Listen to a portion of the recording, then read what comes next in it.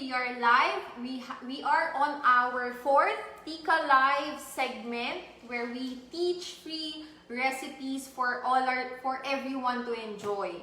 So right now I'm going to have to teach you guys mousse three ways. We have our chocolate, we have our white chocolate, and we also have our butterscotch or caramel mousse. And we also have a lot of prizes to be given away for today from Arla. And before you guys answer our questions, or before you become eligible to win our prizes, you need to have your sharer badge. You have to share this video. You have to share the video, set your settings on public, and make sure that we could see, or you could see, that you have the sharer badge. The sharer badge could be seen once you place the comment on this video. We are open to questions. We are open to any questions about the class or about baking, since I am Chef Anniel and I am a baking instructor at TEACA. So now we're going to start. First, we have our chocolate mousse. What we're going to do is we have Belgian dark chocolate right here. We're going to have this melted in a double boiler. And our mousse today is a little bit more simple. It's not too complicated. You could do it at home. You could convert it to ice cream. It's kind of a very, very flexible type of recipe. And I do this all the time for my kids. So what we're gonna do is I'm going to have this melted in a double boiler. And I actually have it right now. I have our melted Belgian chocolate here. You could see it right here. There. Look at that. I use chocolate couverture for the reason that it has cocoa butter. It doesn't have any vegetable shortening in it, but it's also okay to use chocolate compounds. That's fine. Nothing is wrong with that. With chocolate compound, it's better to make it into a ganache before we mix it in our whipped cream. So right now, what we're going to do is I'm going to grab our whipping cream, our Arla whipping cream. And we're going to whip it right now so that it's easier to see our finished products. So right now we're going to be having our first question for our prizes. So I bet you guys are excited about that. So before that, with mousse, there are actually different types of mousse. There's chocolate mousse that has a binder. There are two different binders that could be used with mousse. There's gelatin and there's also egg yolks. Some use whole eggs, but I prefer using egg yolks only, since egg yolks are very rich and it smoothens out the mousse, the actual mousse. It smoothens it out. It's like ice cream actually. And by the way, to everyone joining our question and answer portion, I'm gonna whip this up in medium speed. For everyone who wants to answer our questions, you could only win once. Okay? Kumbaga, no double dipping. You're just allowed to win once. Let's give chances to everyone here. Okay, so for our first question, like I said earlier, there are two types of mousse binders. The winner, the prize would be Gourmet Cravings voucher. It's a online pastry shop that I own. And I'll give you a voucher worth 500 pesos for the one who's going to win. So my question is, what are the two types of mousse voucher? mousse binders. And the winner who gets to answer for the third time would get our prize, the 500 Gourmet Cravings voucher. Third person to answer correctly would get the prize. Okay, I'm gonna turn this up a bit.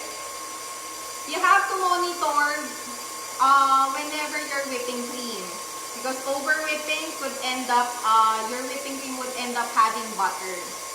Chef, bakit hindi ka nag-add ng sugar? I didn't add sugar na. Because I want to taste the chocolate and the flavor.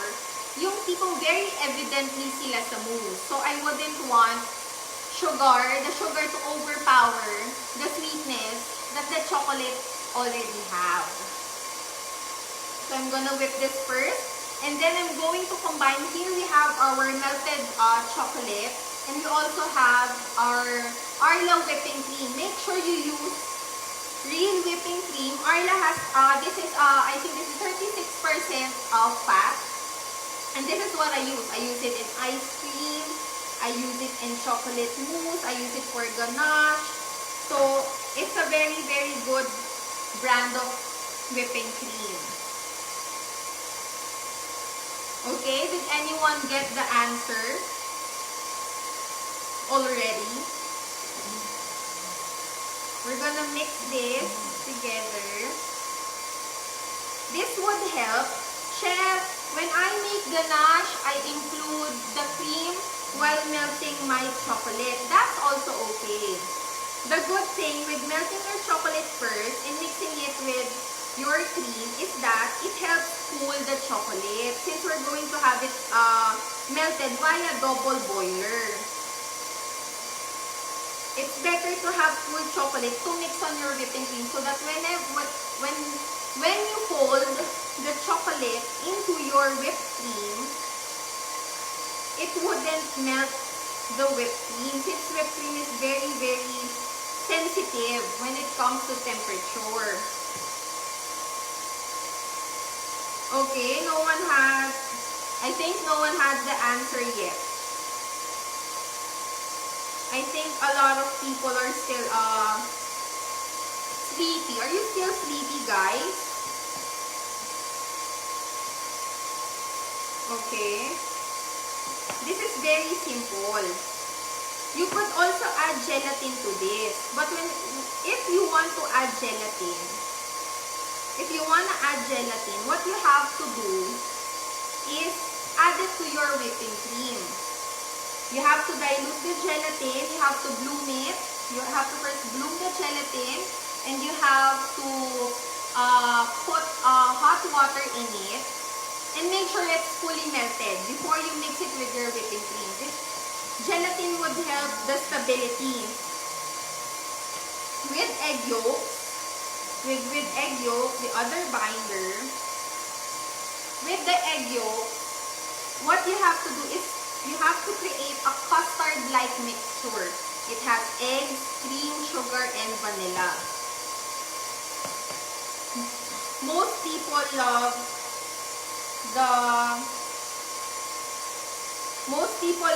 mousse with eggs compared to the ones who love the mousse with gelatin. So different types of people, different types of food that they love. Okay, so our whipping cream is already starting to double in size. Okay.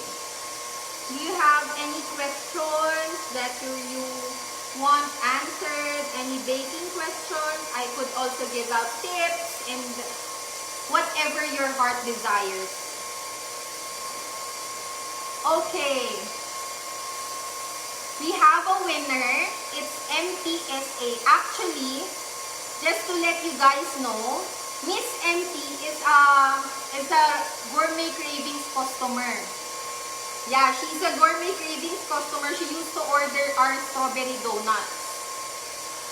Congratulations, Miss MT.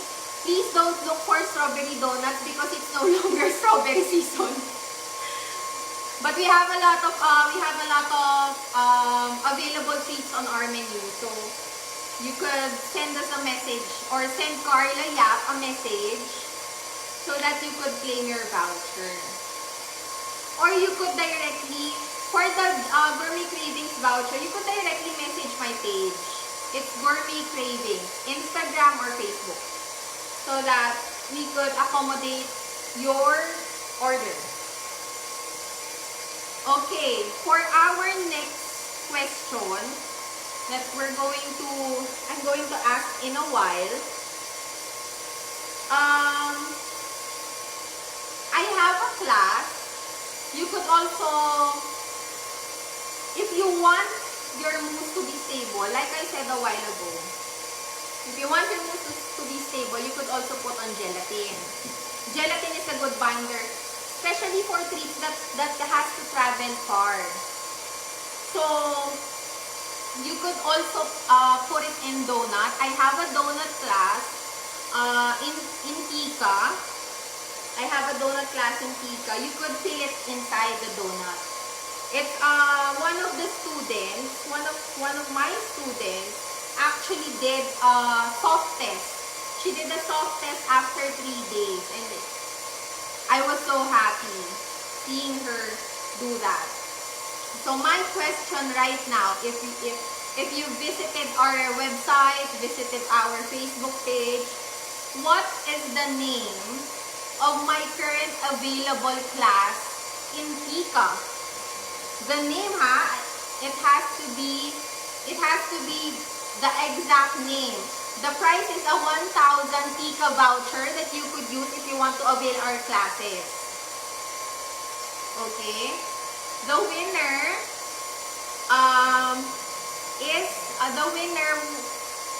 okay, it's a 1,000 peso TEACA voucher, and the 5th person who has a sharer badge,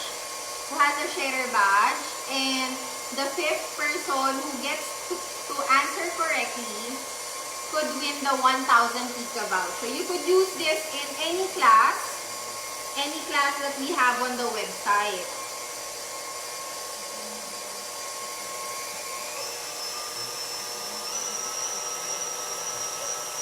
Okay, so do we have any answers? 5th, it has to be the 5th.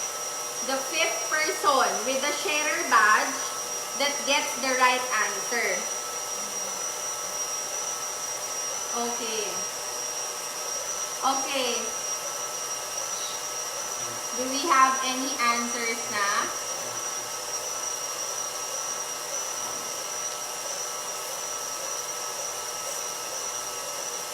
Oh. Okay.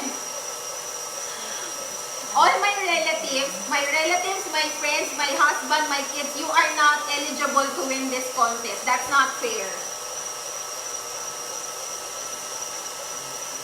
Okay. No relatives, no friends, or anyone in this room.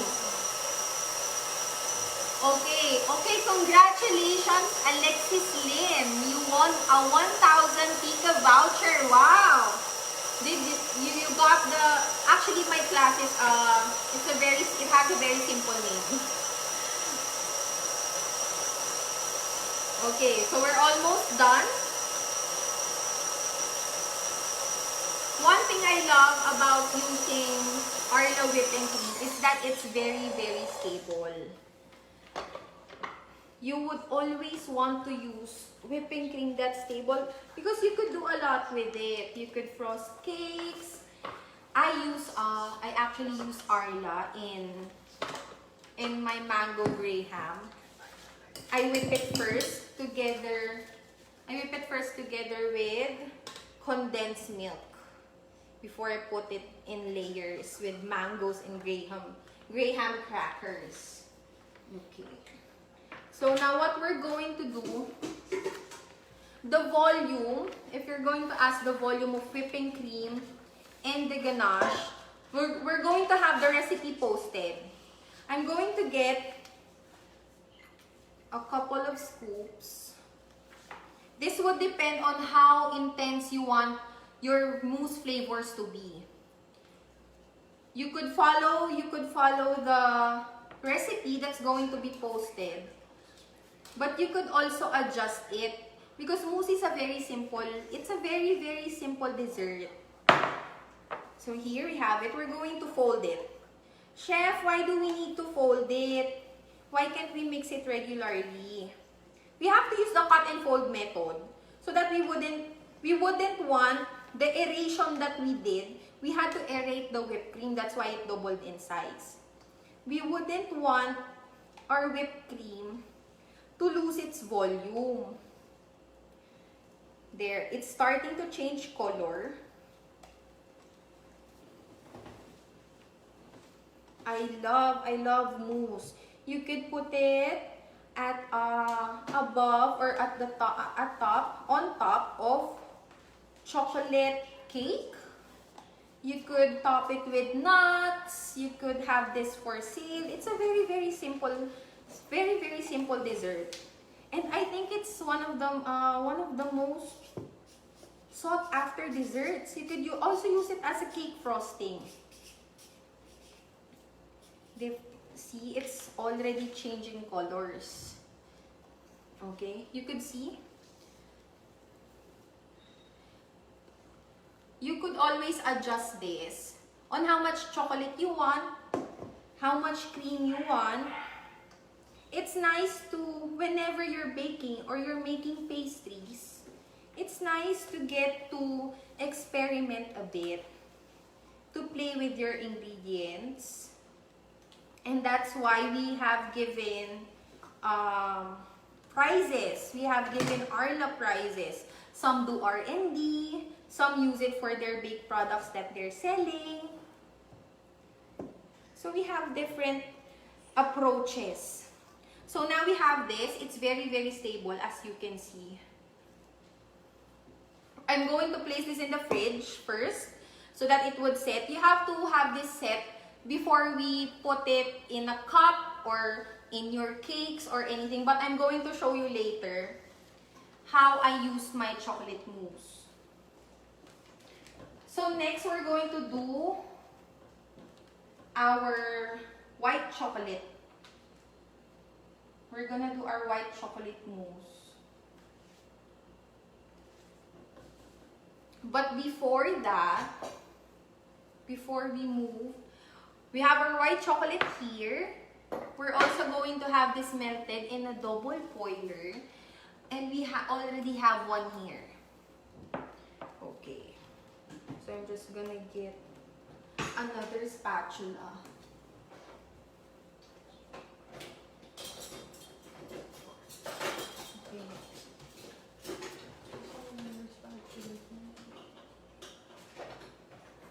Okay, I'll just use this one first. We have our white chocolate. We're gonna mix it with our cream. We have our cream here. You would notice that once we mix our cream with our melted chocolate, it starts to be a little denser. Chef, can you use regular chocolate? Yes, you can. But some chocolate have it would take a little more time for it to melt. So if that happens, you can add butter or a tablespoon or so of whipping cream. Here we're going to be mixing. And I'm going to ask another question for the people who watched my teaser or have visited the website. You guys, the price for this is, this is the 2 kg cream cheese of Arla.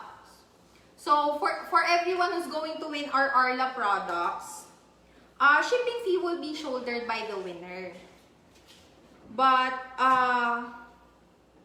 our staff, Carla Yap, you could reach out to Carla Yap after this. So my question, in my donut class, give me one of the 3 flavors that I taught in that class. Just one of the 3. And the winner that we're going to choose is the second person who gets the answer right. The second person with the sharer badge, make sure when you share this video, your settings are set to public, because the sharer badge wouldn't appear if your settings are set to private. We wouldn't see the shared post. I'm gonna get a bigger bowl. And we're going to mix our cream and melted chocolate here. Chef Anniel, we have a question from Carol De Hupos. Yes. Ano pong klase ng chocolate?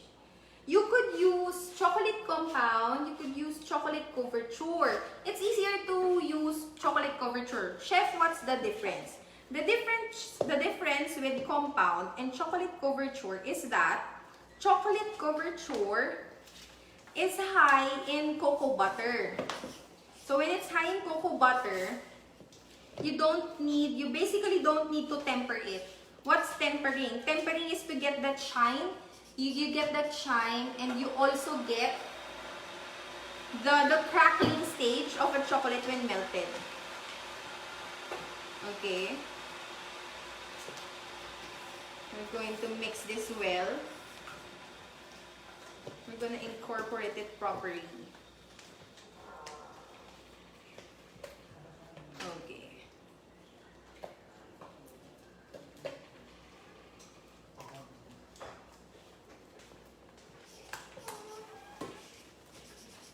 Now we have to get a few scoops again of our Arla whipping cream, our whipped Arla whipping cream.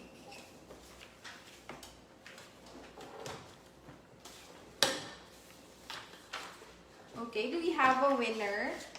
Did you guys actually visit the site before you got the answer? Oh wow, we have a winner. Our winner is Jasmine Gallardo. Wow, congratulations. That's 2 kilograms of Arla cream cheese. I love Arla cream cheese, especially with cheesecakes and pizza.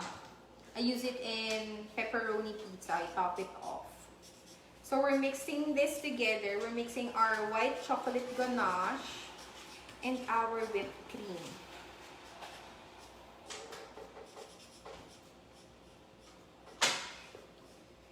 There. We continue to fold it. Okay. I'm just going to remind you guys, before you answer, you have to make sure you have the sharer badge. And you would only have the sharer badge if you share this video and your sharing settings is set to public. It has to be seen. If your settings are set to private, you wouldn't be able to get a sharer badge. You have to set it to public. Okay, so here's our white chocolate mousse. It's very simple, right? Okay, I have my mom. Yeah, my mom is watching from Singapore. Hi, Mom. Do you have anything to say? Do you have anything to say to me right now, Mom?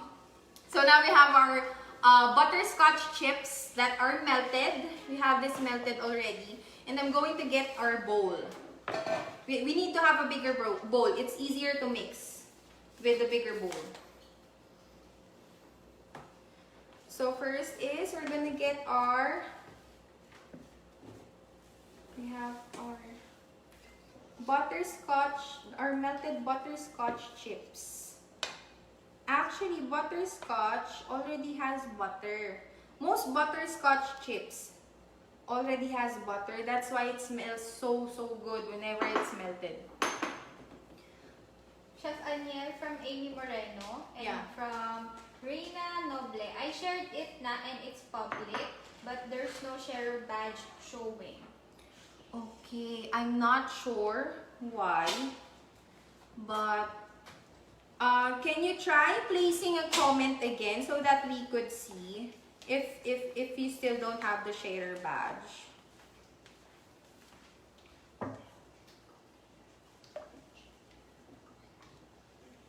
Okay. Butterscotch chips, most of the time, it's hard to melt butterscotch chips. They turn a little crumbly, or they get hard, or the fat separates from the chocolate. Different experiences. But when that happens, all you have to do is lessen the melted butterscotch before mixing it in our whipped cream. So now we're mixing it. See, it's a little bit runny. So when it gets a little bit runny, all you have to do is we're gonna put a little bit here. Okay, we're just gonna take a bit. Butterscotch has a very strong flavor. It has a really, really strong flavor, so you wouldn't need much. So I'm gonna take the rest of our... When you use butterscotch, make sure that you use the good kind. You wouldn't want to end up wasting the ingredients. Butterscotch is a little tricky to use. Mostly people use it in cookies. Not everyone use it for mousse because it's very, very delicate. It's not that easy to use. There are butterscotch chips or caramel chips that you could buy that are also couverture. And that's the one thing that you should use. Okay, we're gonna fold it in. The good thing with butterscotch is that it gives a it has an amazing smell. It smells like, you know, like caramelized butter or caramel and different stuff. Okay, and it also has a nice amber color. Yellowish, amber-like color. Chef Anniel from Rochelle Ann. Chef Anniel, you're so pretty. Rochelle is a friend, so she's kind of obligated to say that. Rochelle, you're my friend. You're obligated to say that. You're not allowed to say otherwise. Okay. That's the good thing with doing live. You get to have friends who tell you you're pretty, tell you you're blooming. They're forced to. They don't have a choice. Okay. So here you could see, it has a light yellowish color. It has a yellowish color. Okay. Now we have this. I'm gonna have this chilled for a bit, but you could also assemble it already. But since we're going to have this chilled, I'm going to ask another question. We have another question. Okay. Chef Anniel, a Yeah? question from Nish Dalungan. Hi Chef, how are you related to Chef Joey Prats? He's my uncle. Yeah, so basically cooking runs very, very, very deep in our family. He's my uncle. You would see it in her eyes. Chef Gabby is also my uncle. You could actually see it in my face. There's no denying that part. Okay, I already have an assembled 1 layer mousse. It's right here. I'm just gonna grab it.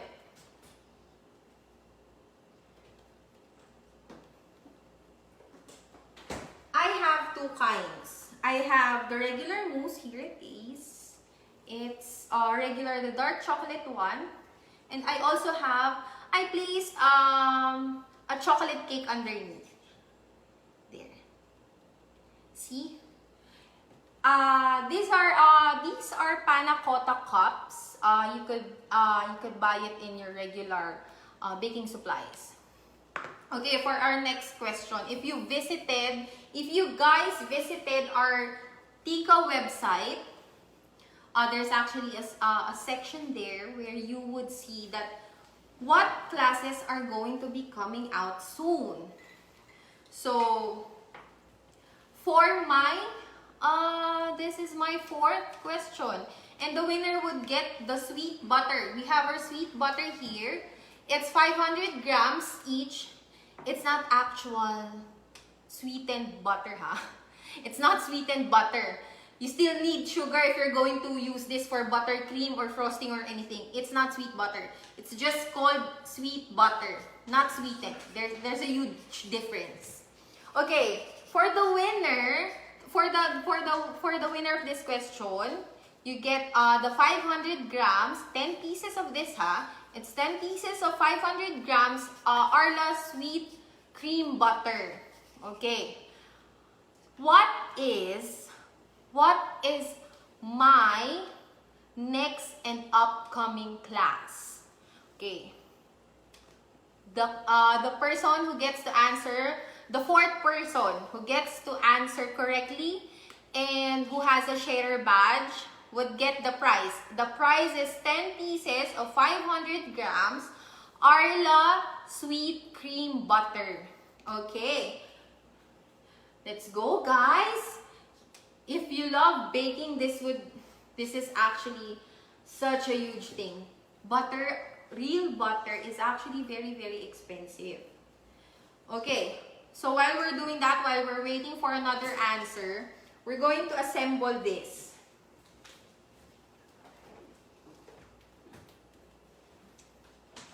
Okay. I'm going to get, first I'm gonna start with our, this is our, I'm sorry, I forgot. This is our butterscotch mousse. This is our butterscotch mousse. Butterscotch and chocolate goes very, very well together. Especially Belgian ones or dark chocolate. It goes very well together. So what we're gonna do is we're gonna, first this one I layered this with cake and the chocolate mousse. And then I place it in the fridge. After doing this, here, we're gonna place it on top. If you could use a piping bag with this. There's no problem at all. If you have a piping bag, you could use that too. After we place the scoop at the top, you just have to tap this. Here. You have to tap this together. So you now have your dark chocolate and butterscotch mousse cake. We have cake at the bottom. You could use any cake recipe. You could use cookies. You could also use graham crackers or anything that you like. If you like a little crunch, you could use graham crackers. If you like it a little bit more rich, you could use chocolate cake or any type of cake. You could use chiffon, sponge cake, or anything your heart desires. We're going to top this with butterscotch morsels. There. You have to place this in the fridge. It needs to rest for 4 hours. Okay, we have a winner of our Arla Sweet Cream Butter. It's Nish Dalungan. Am I saying that right? Okay, it's Nish Dalungan. Congratulations on your Arla Sweet Cream Butter. You get 10 pieces of this. 10 pieces of 500 grams. It's actually very, very huge. You can see there. Okay. And then I'm going to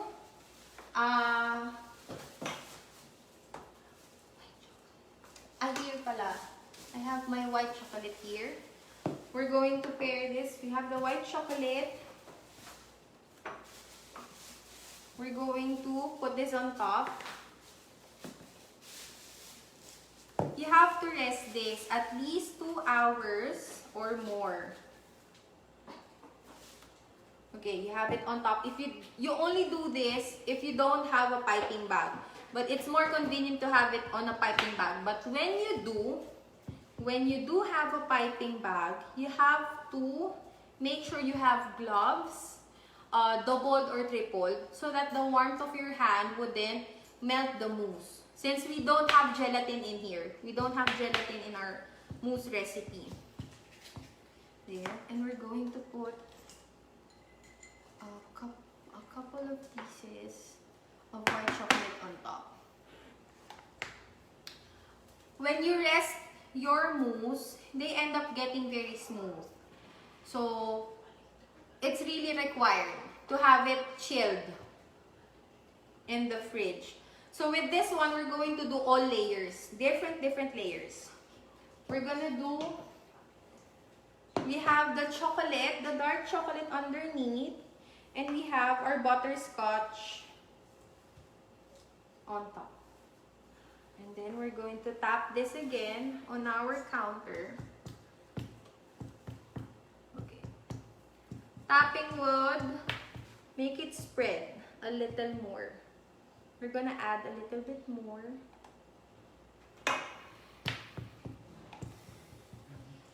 There. After that, we're going to add our white chocolate on top. You would see different hues and colors. Okay. We have to smoothen this out first.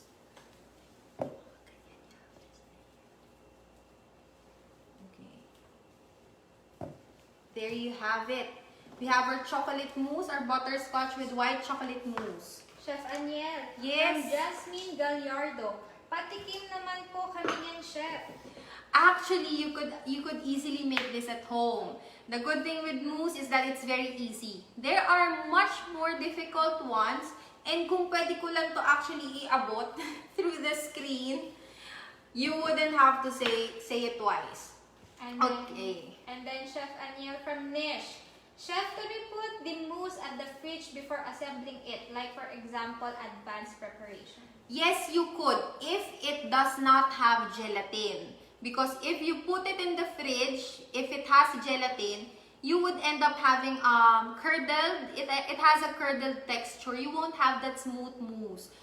I suggest if you're going to make chocolate mousse in advance, you should use a recipe, or you could make custard. For example, chocolate custard, and you mix it with your whipping cream. And then you whip it on your mixer. If you do that, you would end up with a not too dense, but a very, very smooth mixture. If you use gelatin as a binder, I do not suggest that you rest it before you assemble. What you can do is first layer. If you have one layer only, if you're going to use chocolate only, that's fine. You could place your cake, then your mousse, and then place it in the fridge for overnight. This would last up to 3 days in the chiller with cake. But if you're going to have to do layers, you have to start first. What layer? Are you going to start with the white chocolate? Am I going to start with the dark chocolate? It would depend. Finish the first layer, then continue to the next layer. But you have to rest it first if you're not using any binders. Okay, so we are done. This is our shortest TEACA live. It's a very, very simple recipe. But we have one more question for the people who are watching and who knows me, who knows my business. My question is, the first answer, actually, the first person who has a cheddar badge and answers correctly would win our one whole case, or I think this is 20 pieces of 200 grams Arla unsalted butter. So the question is, what is my pastry business name? First answer. If you have to type fast, guys, because this is the first. I'm looking for the first answer. Friends and relatives are not included in this game. Please stop answering. You guys. Okay. Do we have a winner? Okay. Okay, she's right. Our assistant is writing already. She has a winner. Okay, we have a winner. It's Chona Maria. Wow. Okay, Congratulations, Chona Maria. Congratulations to our winner of the Gourmet Cravings voucher, the TEACA voucher, our Arla Butters, Arla Cream Cheese. Congratulations to every one of you. We are going live again in 2 weeks' time with one of our instructors. I'm not yet sure who, but you have to watch out because TEACA has always been, we always have top caliber chefs. And for everyone who wants to know, okay, I just found out right now. Tuesday is the launch of my cooking class. Okay, it's a cookie class that it's very, very unique. It's Filipino flavored for everyone who loves Filipino flavors of desserts. This is for you. This class is for you. It's launching this Tuesday. Make sure you signed up on our website. And we also have a student launch where you could know which class that you really want to enroll in. Right now, we have a lot of enrollees. We are very thankful. We are very excited every time. Thank you, everyone. Okay, so that would be all. That would be all. This is the only announcement. The class that's launching on Tuesday. We have, please don't forget to join. You could join our TEACA student launch.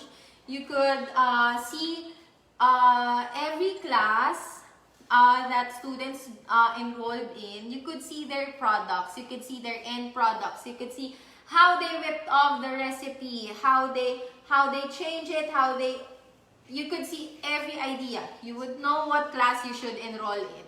So I am Chef Anniel of Gourmet Cravings and the Epicurean Academy of Culinary Arts. Thank you all for watching. It has been fun.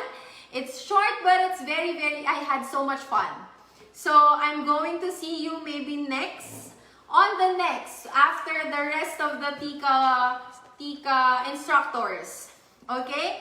Thank you for watching TEACA Live, and we'll see you again next time. Bye!